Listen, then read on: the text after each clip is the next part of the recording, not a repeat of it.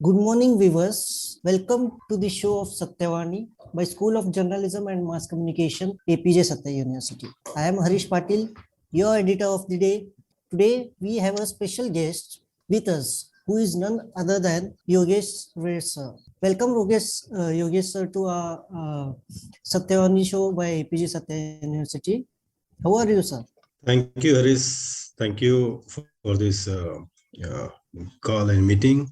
I hope it's going to benefit your audience. Yeah, definitely, sir. Thank you for providing us your valuable time. Sir, let me give a short introduction of you to our viewers. Sir has worked with various national and multinational companies for around 22 years in various roles and responsibilities. In his last assignment, he was working as a regional head with MK Global Financial Services Limited, primarily dealing in capital market, insurance and mutual fund distributions, PMS and investment banking. 2 years back, he and his friends co-founded a technology startup, Sri Visif AI Technologies, based in Pune. Since last year, he is full-time engaged in growing this company, providing artificial intelligence solutions catering to defense and internal security organizations and also for corporate safety and security.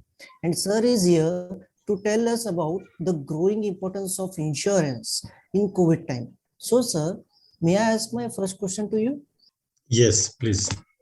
So please tell me something about insurance and its importance, especially in the period of COVID. So I think to understand the importance of certain situation or product, if you get to understand some amount of historical knowledge behind that solution, you will understand the real importance of that solutions. So what I will explain you is how this insurance thing come into the existence. So it's around 150 200 years back. The merchants and shippers in England, the British Empire was spread all across the globe, and their merchants and the shippers used to send their ships and goods throughout the world.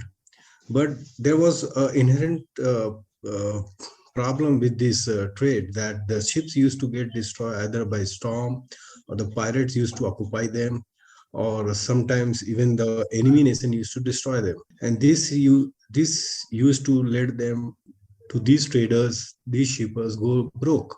To mitigate those risks, to reduce those risks, they come up with a solution wherein they decided that why not come together, collect a fund, contribute some amount.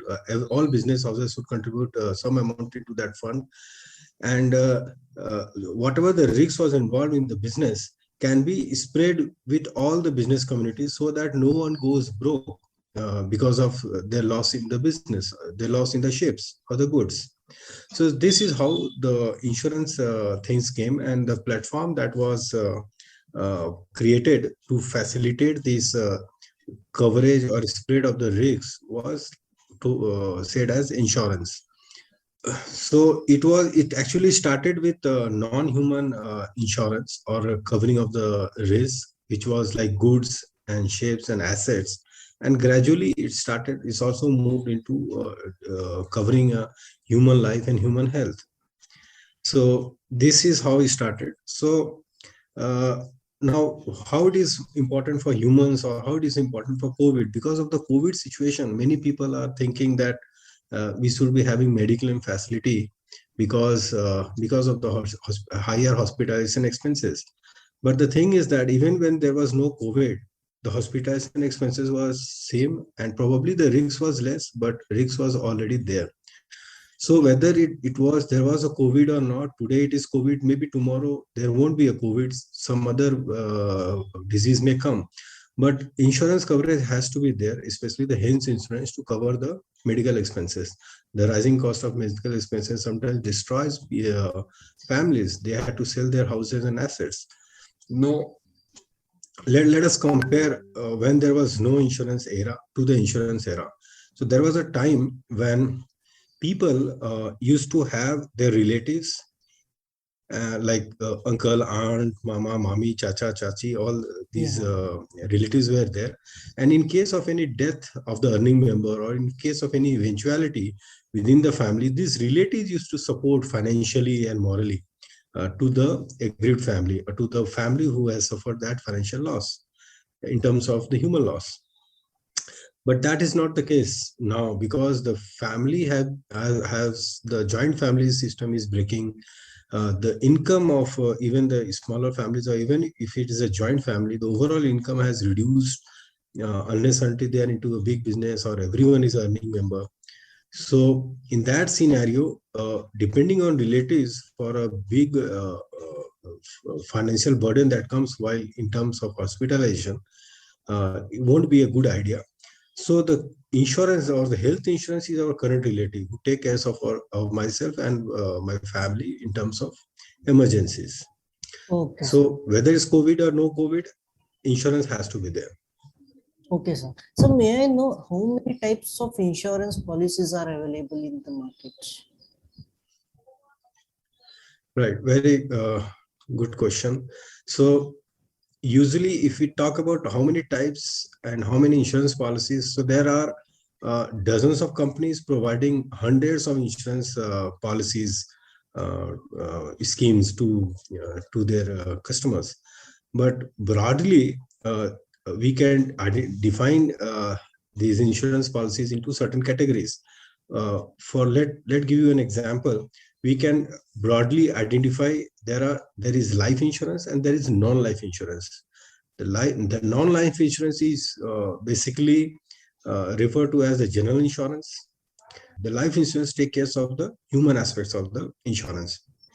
Even in these two broader categories, there are some subcategories. Like in life insurance, you have got a term plan, endowment plan, and ULIP. These are the three main broader category.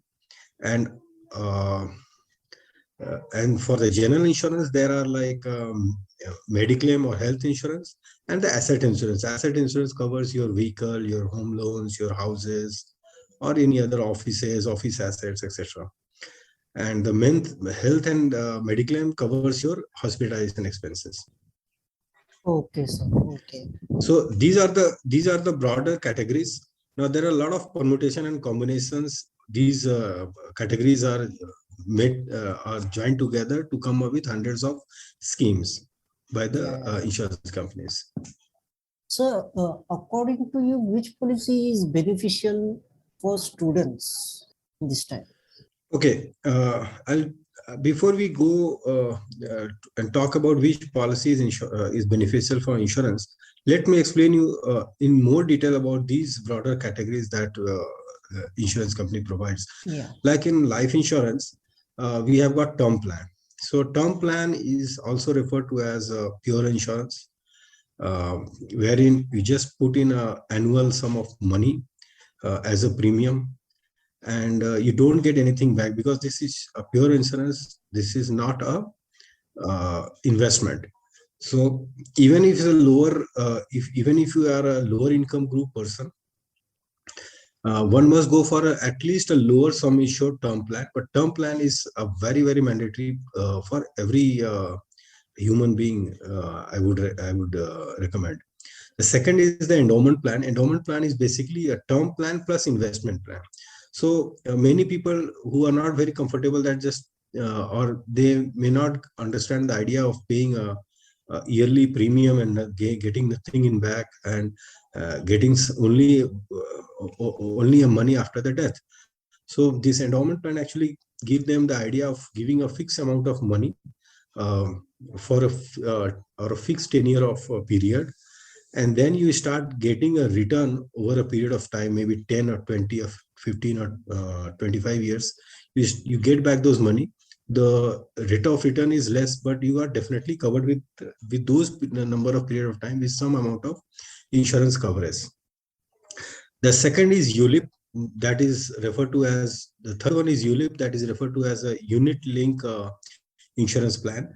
This is basically a term plans plus a mutual fund.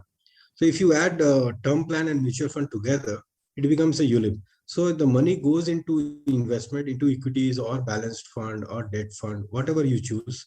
and from that investment, some amount also goes as a towards your insurance coverage, which is a term plan which is added to that product. So this is a ULIP. Now, why these three types of basic categories of product are created? Because everyone does not need everyone there is no as such one thumb rule for everyone to be followed, because there are people who don't have the habit of remembering the premium date paying date. So in that case, if the coverage is lost, they will go for a renewal, and they will have to pay a more amount, a penalty for that. Whereas in ULIP, even if you have paid a certain amount of period and you stop paying the premium, still your coverage, a higher coverage is there. Whereas in endowment, there is a lower coverage, but at the same time, you can link your insurance plan with a certain amount of financial goals. Like if you plan to save some amount for your child, for his or her higher education, you can start an endowment plan for your child, for yourself, with wherein your fund will get after 15 or 20 years, that can help your child education. So every schemes, even the permutation and combination of all these basic plan, when a new policy is introduced as a product by these insurance companies, it is actually made to suit, to customize as much as possible for various strata of people, various, from various income group, from various age group.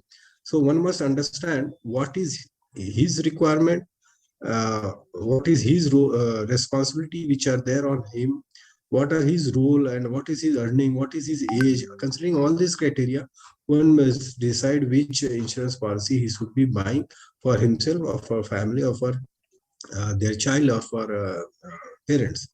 Now, even in general insurance, I always recommend go for at least a mediclaim, which I have already explained you why it is very must.